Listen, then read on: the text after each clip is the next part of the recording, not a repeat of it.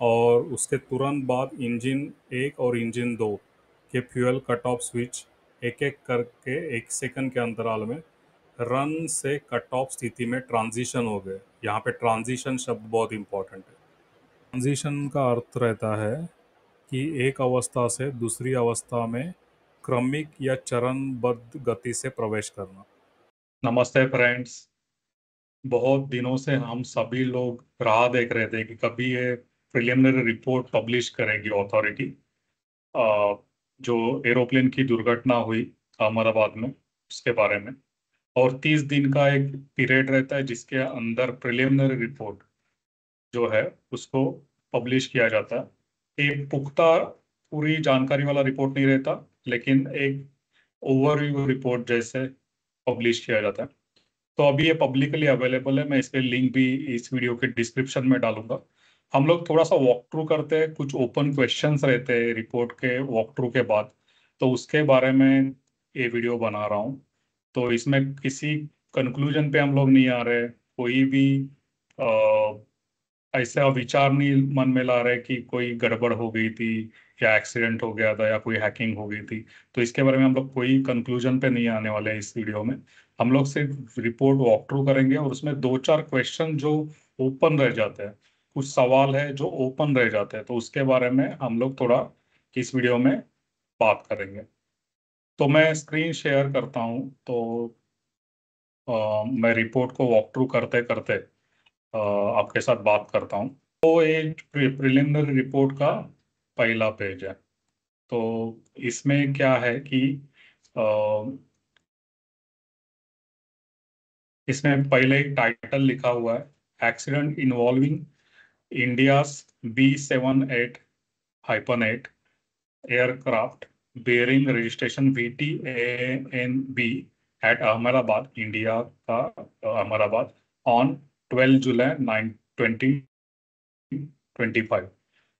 अभी इस पे भी एयर इंडिया का नाम पहले हाईलाइट हुआ है, क्योंकि एयर इंडिया का नाम है लेकिन बोइंग का नाम नहीं है। बोइंग का सिर्फ मॉडल नंबर यहाँ पे लिखा गया है।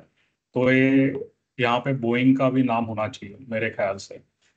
अभी हम लोग आगे जाते हैं। तो जो फॉरवर्ड लिखे गए हैं, जो इस रिपोर्ट के बारे में थोड़ी जानकारी लिखी गई है, उसमें बताया गया है कि ये जो इंफॉर्मेशन है ये प्रिलिमिनरी है, मीन्स से सिर्फ शुरुआती जानकारी है और इसमें अभी भी इन्वेस्टिगेशन बाकी है।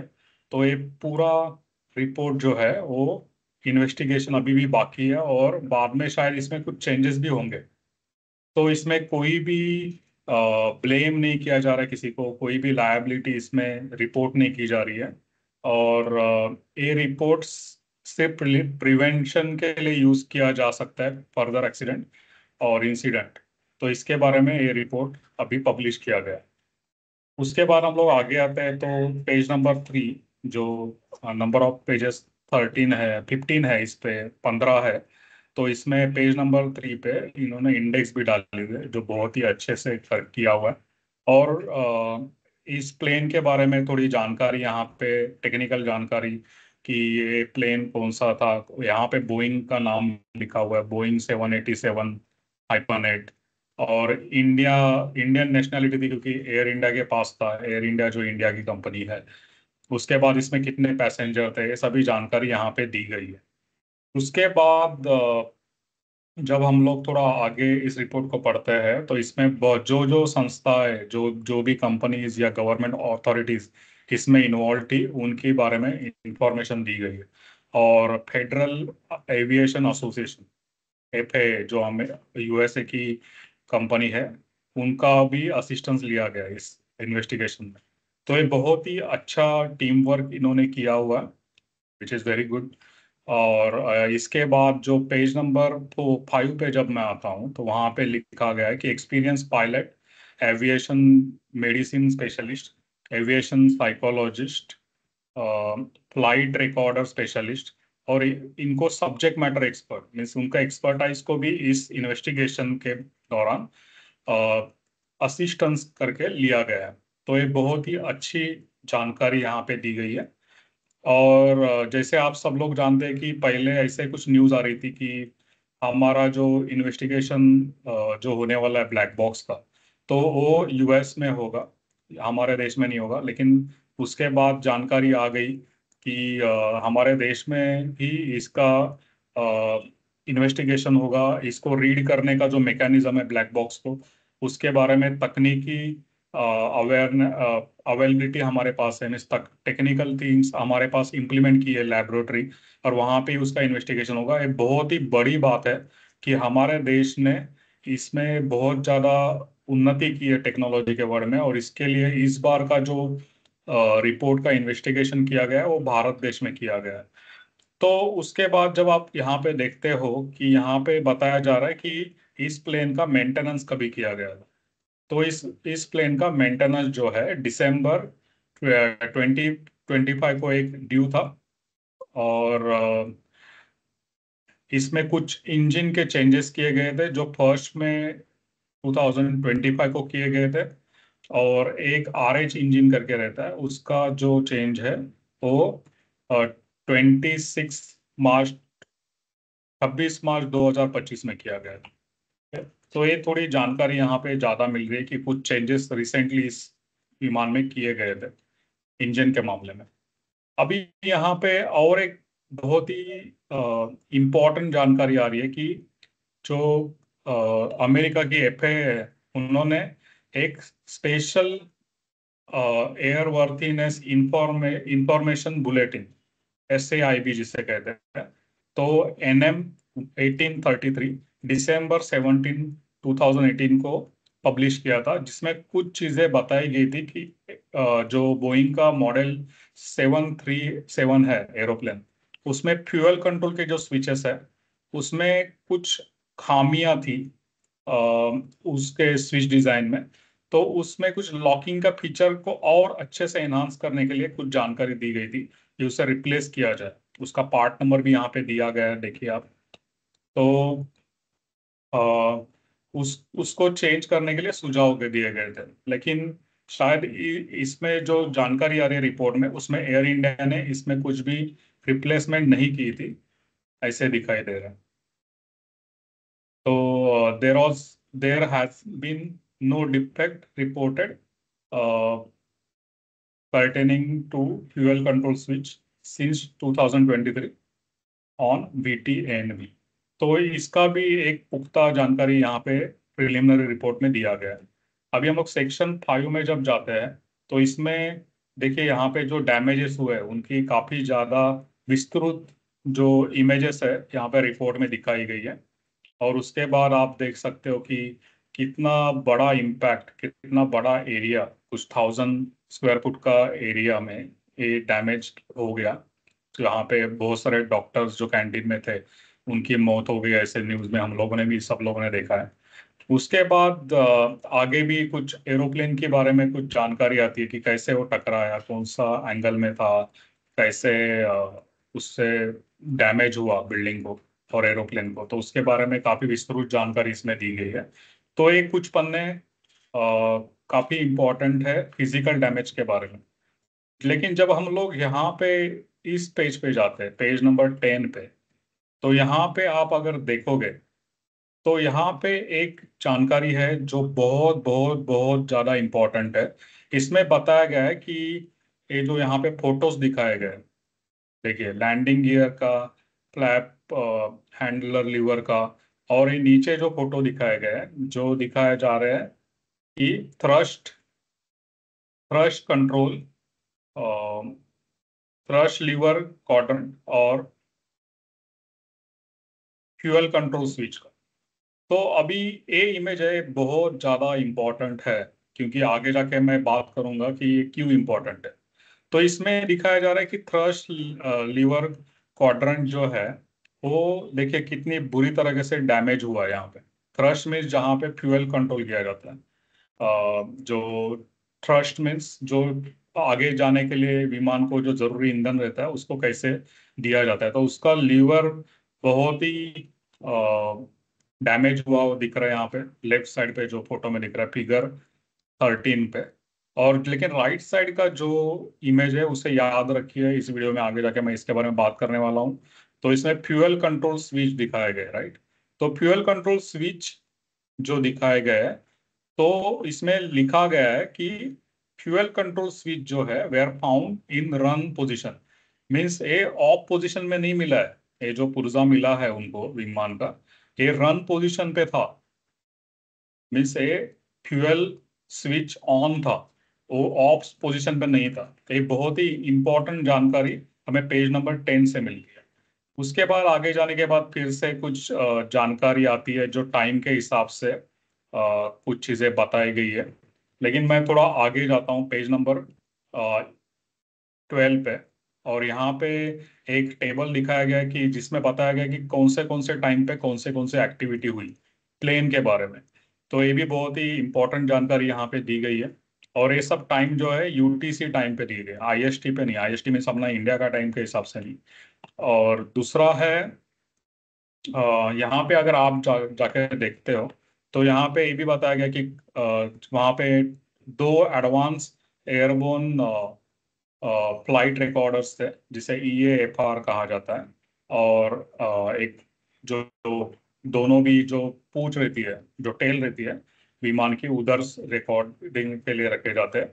और ये जो है ये डिजिटल फ्लाइट डेटा और वॉइस डेटा जो रहता है जिसे कॉकपिट एरिया माइक्रोफोन कैम कहा जाता है, तो इससे रिकॉर्ड करने के लिए इस्तेमाल होता है। तो ये भी यहाँ पे इनके भी पुर्जे के फोटोज दिखाए गए हैं। अभी हम लोग जैसे आगे जाते हैं तो हम लोग आगे अभी पेज नंबर 13 पर। और पेज नंबर 13 पे यहाँ पे एक बहुत ही इम्पोर्टेंट जानकारी है कि बहुत जो वो ब्लैक बॉक्स के जो पुर्जे है, जो ब्लैक बॉक्स है, उसको अहमदाबाद के AIB फैसिलिटी में अहमदाबाद से AIB फैसिलिटी जो न्यू दिल्ली में हमारे देश में हमारे गवर्नमेंट ने बनाई थी, वहाँ पे 24 जून को ट्रांसपोर्ट किया गया। और वहाँ पे एक काफी अच्छे से इन्वेस्टिगेशन किया गया। तो इसमें इन्वेस्टिगेशन में मोटा मोटा क्या मिला है, जो इसका फॉरेंसिक हुआ है जिसे इन्वेस्टिगेशन कहा जाता है।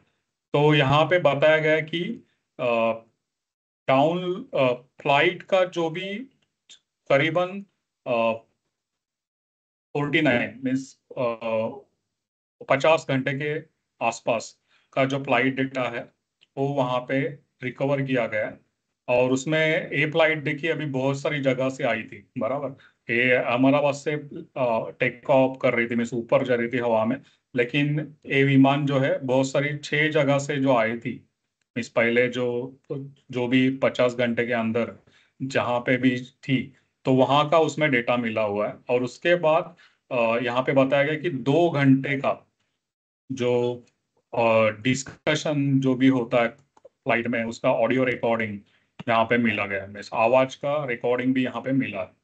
अभी हम लोग आगे देखते हैं तो इसमें इंसिडेंट की थोड़ी जानकारी दी गई है। लेकिन जब हम लोग थोड़ा आगे जाते हैं तो इसमें जो वजन, फ्यूल और सब पकड़ के जो वजन था विमान में, उसके बारे में भी जानकारी आती है। लेकिन ये सब एक लिमिट के अंदर आसपास ही था, मीन्स इसमें कुछ खतरनाक चीज हो जाए ऐसा कुछ नहीं था। यहाँ पे अगर हम लोग देखते हैं तो यहाँ पे बताया जाता है कि air aircraft air ground sensor transition to air mode और lift off at 8 hour 8 minutes 39 second. Okay, तो थोड़ा उसी टाइम पे वो ऊपर हवा में चला गया, ऐसे बताया गया। 8 बजकर 8 मिनट 39 सेकंड पे। उसके बाद अगर आप देखोगे यहाँ पे बताया गया है कि स्पीड क्या था विमान का, 180 नॉट्स। और इस टाइम पे इसका स्पीड था 8 बज के 8 मिनट 42 सेकंड पे। और इसके बाद यहाँ पे बताया गया है कि उसके तुरंत बाद इंजन 1 और इंजन 2 का cut off switch transition from run to cut off, means transition है शब्द बहुत इंपॉर्टेंट है यहाँ पे जो लिखा गया है। ट्रांजिशन ऐसे नहीं बताया गया कि डायरेक्टली बंद हो गया। ट्रांजिट, ट्रांजिट मीन्स एक जगह से दूसरी जगह पे धीरे धीरे मूवमेंट होके जाना। तो यहाँ पे ट्रांजिशन जो शब्द इस्तेमाल किया गया वो भी बहुत ज्यादा इंपॉर्टेंट है। तो रन से कट ऑफ मोड पे चला गया, मीन्स वो फ्यूल के जो स्विच रहते हैं वो ऑफ हो गए, ऐसा इनको जो रिकॉर्डिंग में मिला है, सेंसस रिकॉर्डिंग में उनमें पता चल रहा है। और दो इंजन रहते हैं विमान में, और दोनों इंजन के जो फ्यूल कट ऑफ स्विच के दौरान जो टाइम गैप था वो 1 ही सेकंड का था। अभी ये देखिए कितना सेंसिटिव जानकारी यहाँ पे डिस्क्लोज किया गया है टाइम स्टैम्प के साथ। उसके बाद उन्होंने बताया कि आगे जाके जैसे इन इंजन को N1 या N2 बताएंगे तो वो डिक्रीज हो गए, मीन्स उनका जो इंजन का कैपेबिलिटी था वो कम होने लगा। और उसके बाद जो फ्यूल सप्लाई है वो बंद ही होने लगा, क्योंकि यहाँ पे जो फ्यूल कट ऑफ स्विच है उसके उससे ही वो कंट्रोल किया जाता है। इसके बाद यहाँ पे आगे जाके बताया जा रहा है कि कॉकपिट रिकॉर्डिंग में एक पायलट दूसरे पायलट को पूछते हुए बताया, रिकॉर्ड किया गया है कि तुमने why did you he cut off, means दूसरे पायलट ने क्यों कट ऑफ किया ये जो स्विच का मोड है फ्यूल कंट्रोल का। और दूसरे पायलट ने बोला कि उसने कुछ नहीं किया, he did not do so. तो ये भी बहुत ही इंपॉर्टेंट जानकारी है। लेकिन हम लोग थोड़ा आगे जाते हैं ये जानकारी के, इसी के नीचे इन्होंने जो स्क्रीनशॉट डाला हुआ है आप देख रहे हैं कि यहाँ पे जो स्क्रीनशॉट दिया है और उसमें बताया गया है कि रैट जो है जो डिप्लॉय होता है अगर इंजन दोनों बंद हो जाए। और ये रैट जो है ये देखिए बाहर आ गया, हाइड्रोलिक प्रॉब्लम होना होगा बड़ा, या फिर कुछ इलेक्ट्रिकल प्रॉब्लम हो गया, इंजन बंद होना, दोनों भी। तो इस कंडीशंस में ये रैट जो है डिप्लॉय होता है, टरबाइन रहता है जिससे एनर्जी मीन्स अलग से एनर्जी क्रिएट की जाती है विमान के संचालन के लिए। तो ये देखिए विमान जब ऊपर जा रहा है, जमीन से जस्ट ऊपर आ रहा है, उसी वक्त पे रैट डिप्लॉय हो चुका है। इसका मतलब उसी वक्त पे कुछ ना कुछ प्रॉब्लम आई थी जो कंप्यूटर ने सेंस की, और विमान के अंदर जो कंप्यूटर सिस्टम है उसने सेंस की, या फिर कुछ सेंसर रहते उन्होंने सेंस किया और उन्होंने रैट को डिप्लॉय किया।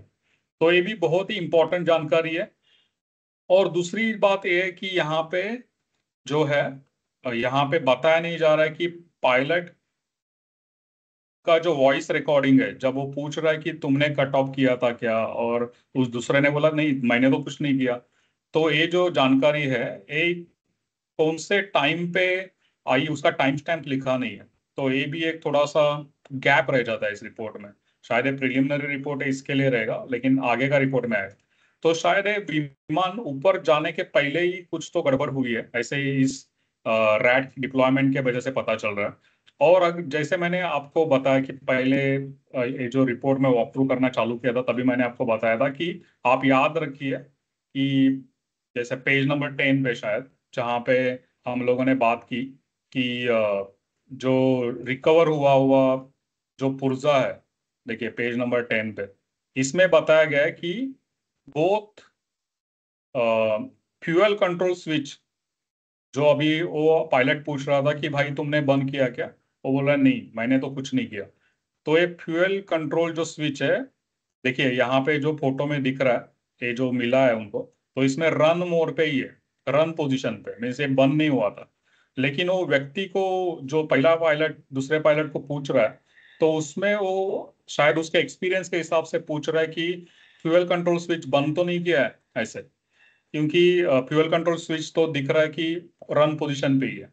तो ये भी एक थोड़ा संदिग्ध बात है जिसके बारे में शायद आगे इन्वेस्टिगेशन चलेगी और हमें पुख्ता जानकारी बाद में मिलेगी। और इसमें आप देख सकते हो कि fuel control switch transition from cut off to run. Okay, तो 8:08 पे 52 सेकंड पे फिर से रिस्टार्ट हो गया शायद, जैसे जानकारी आ रही है। तो जो लॉजिक रहता है उसमें वापस से रिस्टार्ट लॉजिक हो गया, और विमान वापस से रन मोड पे चालू होने की बात हो गई कंप्यूटराइज सिस्टम से। लेकिन आप देखोगे कि यहाँ पे भी क्या हो रहा है कि जब वो रन मोड पे गया तो शायद तब इतना टाइम ही नहीं बचा था कि वो नीचे आके वापस ऊपर जाए। शायद वो हवा में रहता तो शायद वो बच बच सकता था।